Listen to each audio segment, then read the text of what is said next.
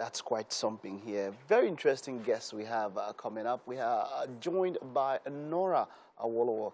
Now, she's a Nigerian photographer, cinematographer, filmmaker, and visual storyteller, widely acclaimed for her unique storytelling skills that bring ideas to life. Now, the short films and documentaries produced by Nora and her team at Rixel Studios have been screened at international film festivals like the Paris Film Festival, Toronto International Nollywood Film Festival, and other international screenings. There's quite a lot. If I start reading your listing, I will spend all the time talking about what you have done with your company. But you are welcome, Nora. It is great to have you. Thank you. Let's talk about that documentary, the one that we just that just aired now. That's a documentary on Pope Francis.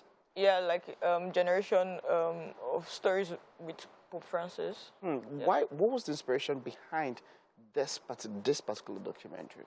It was commissioned by Netflix, so we focused on like the Nigerian part, talking to Mama Nike of Nike Art Gallery, and following her to our hometown, documenting our journey. Like it was actually like quite interesting, like doing all of that. All right. Now, you've done something quite big, and which is what blew my mind, and that's why I really wanted to talk to you. You put together the first FIFA original documentary that focuses on Nigeria's debut at the World Cup, USA '94. And something quite interesting, she was not born by then. But you are telling that story and all of that.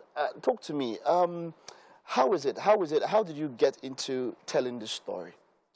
When they reached out to us, I first thought it was like a scam. Like, well, FIFA, people are quite huge.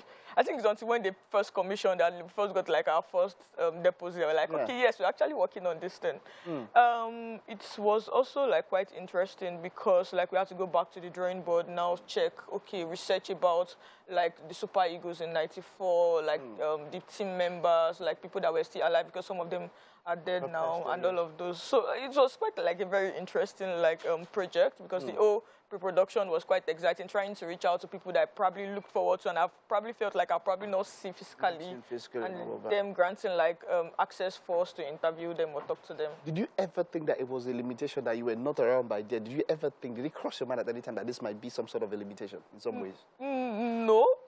I think for me, even before I started, I just went to talk to people that were alive then, and everybody's story was just fascinating. Like, spoke to my father, spoke to our producer's father, like just spoke to like people that my uncle, like even colleagues that were quite older, and asking them their stories then, and how some of them felt sad when we lose out of the competition and all of those things. So I was like, okay, these things are like things that actually people actually like cherish. Like, these are memories that people in Nigeria cherished during those periods. So it was like, okay, this is actually an opportunity for me to actually explore and tell good stories. Wonderful. Now, as a storyteller, how impactful has this been, or which story would you say has resonated with you the most across all the stories that you've told?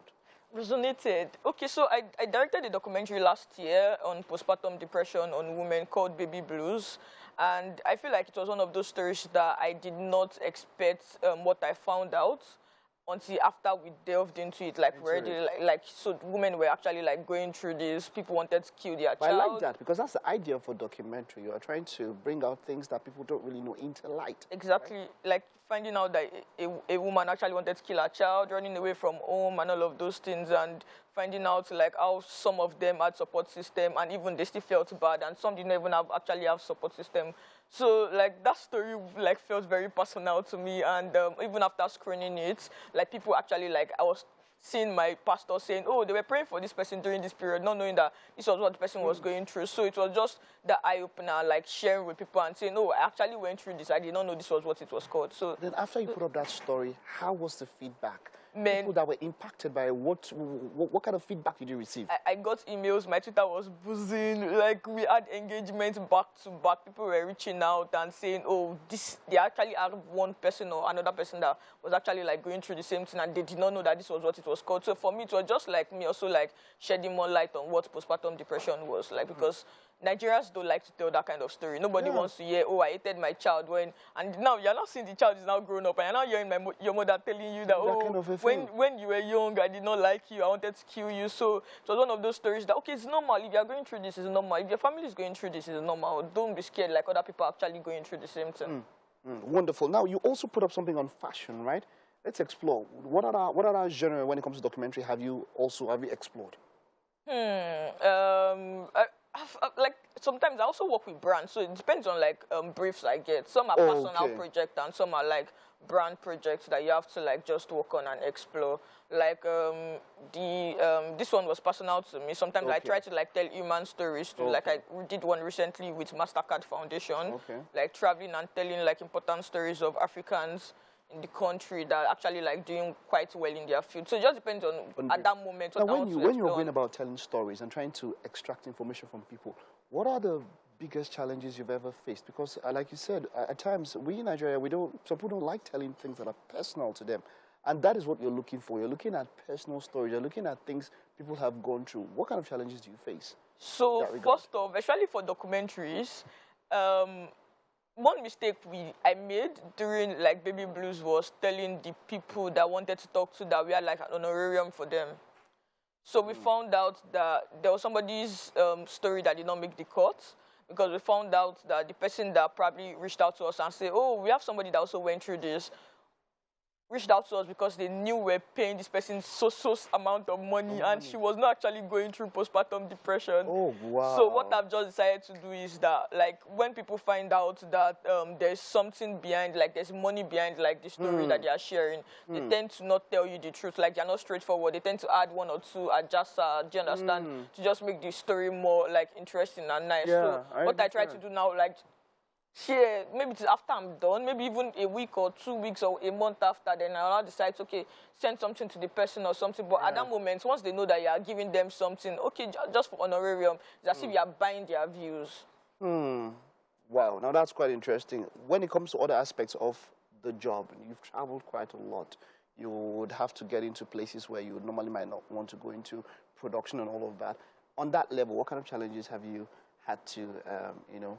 Access. I think access and also like language, because you sometimes like you don't know how to interact with the locals, like their language, the language they understand. So most times I try to like do my research and find the balance, get like a fixer in that community that understands their language, then go with the person. Also try to make sure like security-wise you are good, because we've had cases where I went on a project and we're almost robbed.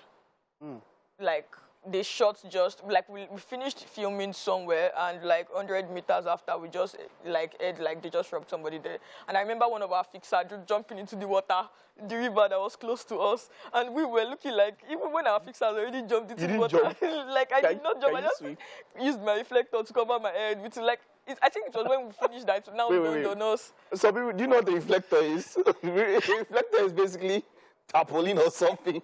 Use it to cover your head. Yes, I remember that. It was when we were done that we now like, okay, it was actually reflective. They actually shot you guys like in the reflector. What would that have done? Yeah, I remember like the photographer and the other crew members that we took were like somebody jumped under the bus and all of those things. So after they've left, I remember, and also my fixer, thank God for insurance, because sometimes when I work on, the project was for, I don't want to mention the name anyway.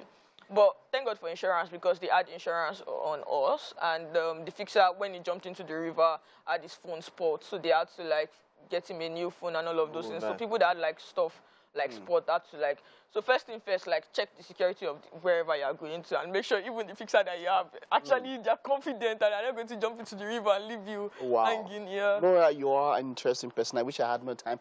But at any time, has anybody ever felt like, while they're telling you a story, because you're a young person, has it felt like some sort of a limitation at any point in time?